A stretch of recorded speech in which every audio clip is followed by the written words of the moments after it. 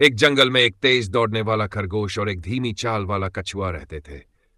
खरगोश को अपनी रफ्तार पर बहुत गर्व था और वह अक्सर कछुए का मजाक उड़ाता था। एक दिन कछुए ने खरगोश को दौड़ की चुनौती दे दी। खरगोश को यकीन था कि वह आसानी से जीत जाएगा, इसलिए उसने चुनौती स्वीकार कर ली। दौड़ शुरू हुई। खरगोश बिजली की गति से दौड़ा और जल्द ही कछुए से बहुत आगे निकल गया। उसने सोचा, कछुआ तो बहुत धीमा है, मैं आराम से जीत जाऊंगा, थोड़ा आराम कर लेता हूं। यह सोचकर वह एक पेड़ के नीचे सो गया।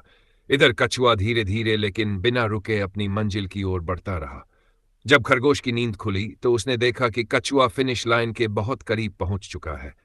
खरगोश ने पूरी ताकत से दौड़ लगाई, लेकिन तब तक बहुत देर हो चुकी थी। कछुआ जीत चुका था। खरगोश अपनी हार से बहुत शर्मिंदा था। उसने कछुए से कहा, मैंने तुम्हें कमजोर समझने की गलती की, लेकिन क्या तुम मेरे साथ फिर से दौड़ लगाओगे? कछुआ मुस्कुराया और बोला, ठीक है, लेकिन इस बार तुम आलस्य मत करना। अब दौड़ फिर से शुरू हुई। खरगोश ने इस बार बिना रुके दौड़ लगाई और जल्दी ही जीत गया।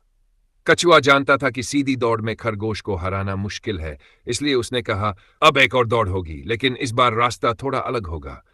अब दौड़ का रास्ता नदी से होकर जाता था। जैसे ही दौड़ शुरू हुई, खरगोश तेज दौड़ा, लेकिन नदी के पास जाकर रुक गया। उसे तैरना नहीं आता था।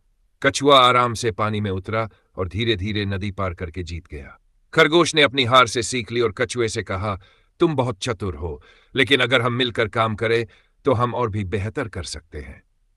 कछुए ने सहमति में सिर हिलाया और पूछा, तुम्हारा क्या मतलब है?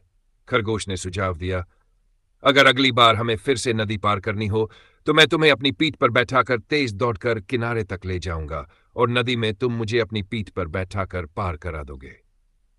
कछुए को यह विचार पसंद आया। उन्होंने मिलकर एक टीम बनाई और अगली दौड़ में भाग लिया।